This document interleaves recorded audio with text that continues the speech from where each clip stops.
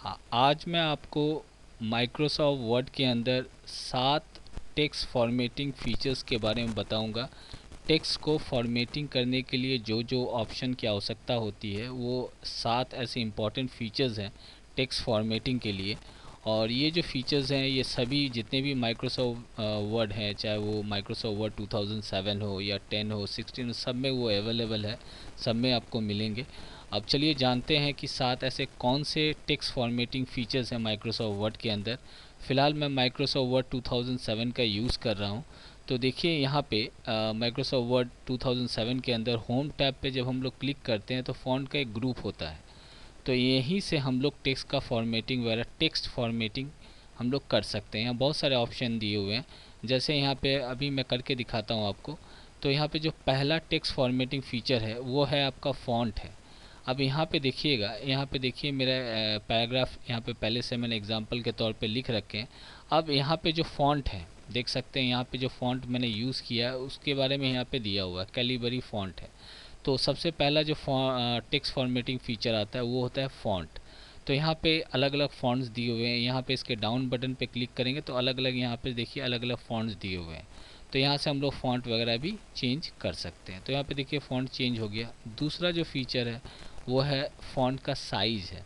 तो जनरली क्या होता है, जो भी हम लोग टेक्स्ट वगैरह लिखते हैं उसका एक साइज़ होता है, आपको कितना रखना है ये आप पे डिपेंड करता है।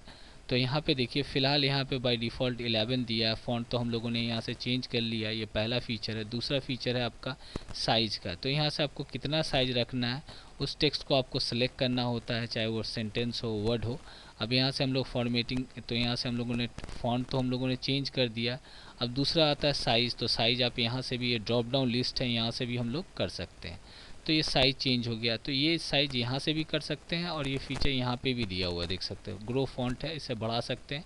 और इससे अगर हम लोग कम करना चाहें यहाँ से, तो जैसे जैसे इस पर हम लोग क्लिक करते हैं यहाँ पे देखिए यहाँ पे भी वो चेंजेस नज़र आता है। तो बहुत बार ऐसा होता है, कुछ ऐसे साइज़ यहाँ पे आपको देखिए 12 के बाद 13 नहीं मिलेगा, यहाँ पे 14 के बाद 15 नहीं मिलेगा, लेकिन मान लेते 15 ही आपको बोला गया, तो क्या करेंगे। तो नॉर्मली यहाँ से आप टाइप भी कर सकते हैं, इसको सिलेक्ट करके यहाँ पे क्लिक करके आप उसका साइज़ वगैरह भी, यहाँ पे जैसे 15 देना है साइज़ तो 15 लिख के आप यहाँ से इंटर भी आप, सॉरी, यहाँ से आप इंटर भी कर सकते हैं। जैसे 15 कर दिया, अब इंटर दबाया तो 15 का साइज़ हो जाता है, अगर यहाँ पे नहीं दिया हुआ है तो ये साइज हुआ, दूसरा फीचर हुआ। तीसरा फीचर जो है वो आपका है बोल्ड करना। जैसे मान लेते हैं यहाँ पे जो मैं टेक्स्ट लिखा हुआ है तो एरियल ब्लैक दिया हुआ है, मान लेते हैं यहाँ पे कुछ ऐसे यहाँ पे फॉन्ट है, जैसे नॉर्मली देखिए यहाँ पे जैसे मान लेते हैं एरियल है, तो ये नॉर्मल से एरियल का फॉन्ट है। अब इसको बोल्ड करना है, थोड़ा मोटा करना है, थिकनेस लाना है, तो ये आपका तीसरा फीचर है। यहाँ पे इस पर क्लिक करेंगे तो टेक्स्ट मेरा देखिए यहाँ पे बोल्ड हो जाता है,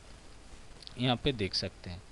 और उसके बाद चौथा फीचर है वो है आपका टेक्स्ट फॉर्मेटिंग का, वो है अंडरलाइन है। तो यहाँ पे देखिए कुछ ऐसे वर्ड हैं या कुछ ऐसे सेंटेंस है जिसको आपको अंडरलाइन करना है। जैसे ये पूरा का पूरा सेंटेंस दिख रहा है आपको, इसको मुझे अंडरलाइन करना है। तो यहाँ पे देख सकते हैं ये अंडरलाइन का जो फीचर है टेक्स्ट फॉर्मेटिंग का, इस पर क्लिक करेंगे तो नीचे देख सकते हैं इसके अंडरलाइन आ चुका है।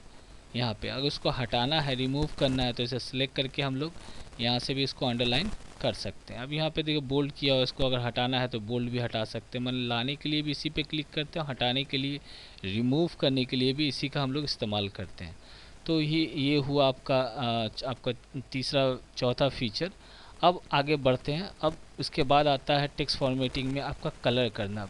तो जो टेक्स्ट हम लोगों ने लिखा हुआ है यहाँ पे, तो यहाँ से उसको सिलेक्ट करके जितना जिसको भी आपको कलर करना है, जैसे मान लेते ये यहाँ पे 3 सेंटेंस दिए दिए हुए हैं, तो यहाँ से मुझे कलर करना है। तो फ़ॉन्ट का जो ग्रुप दिया हुआ है यहाँ पे, तो यहाँ पे देखिए वो कलर दिया हुआ है, यहाँ से फ़ॉन्ट कलर है, यहाँ से जो आपको कलर लेना है यहाँ से आप कलर चेंज कर सकते हैं। देखिए कलर चेंज हो जा रहा है।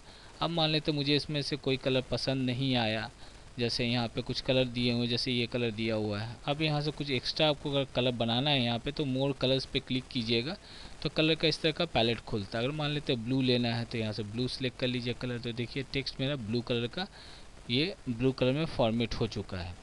उसके बाद आता है जो बहुत ही इम्पोर्टेंट है, वो है आपका हाइलाइटर। इससे हम लोग टेक्स्ट को हाईलाइट करते हैं। अब हाईलाइटर कहने का मतलब कुछ ऐसा वर्ड है, बहुत बार ऐसा होता है टेक्स्ट डॉक्यूमेंट में देखिएगा, कुछ ऐसा वर्ड है, पर्टिकुलर ऐसा वर्ड है या कुछ ऐसा सेंटेंस है जिसे हम लोग हाईलाइट करना चाहते हैं, उसको दर्शाना चाहते हैं कि बहुत इंपॉर्टेंट वो वर्ड है या सेंटेंस है जिस पे खास गौर करने वाली बात होती है। जैसे मान लेते हैं ये ओवरऑल लुक लिखा हुआ है या ओवरऑल लिखा हुआ है, इसको मुझे हाईलाइट करना है, तो इसको सिंपली आपको सिलेक्ट करना होता है। ये कर्सर पॉइंट से ऐसे हम लोग सिलेक्ट करते हैं, उसके बाद यहाँ से आपका हाइलाइटर दिया हुआ है टेक्स्ट हाईलाइट कलर, इसमें क्लिक करके जैसे इसको मुझे हाईलाइट करना है या येलो से करना है, तो यहाँ से हम लोग हाईलाइट कर रहे हैं, तो ये हाईलाइट हो रहा है, मतलब ये सब सेंटेंस तो दिख ही रहा है, साथ में ये वर्ड काफ़ी इंपॉर्टेंट है, इसलिए मैंने इसको हाईलाइट कर दिया है। अब इसको हटाना है दोबारा, यहाँ से भी जाके आप उसको यहाँ पे क्लिक करके यहाँ पे देखिए नो कलर दिया हुआ है, नो कलर पे उसको हटा भी सकते हैं। तो ये सब क्या हुआ, ये है आपका टेक्स्ट फॉर्मेटिंग का जो स्पेशल फीचर्स है माइक्रोसॉफ्ट वर्ड के अंदर। वो जैसे फ़ॉन्ट हो गया, फ़ॉन्ट साइज हो गया 2, 3, 4, 5वां नंबर में आपका अंडरलाइन है, उसके बाद आपका छठा नंबर में यहाँ पे कलर है, और ये आपका 7वां नंबर में टेक्स्ट हाईलाइट कलर है। तो ये बहुत ही इंपॉर्टेंट टेक्स्ट फॉर्मेटिंग का फीचर्स दिया हुआ माइक्रोसॉफ्ट वर्ड के अंदर।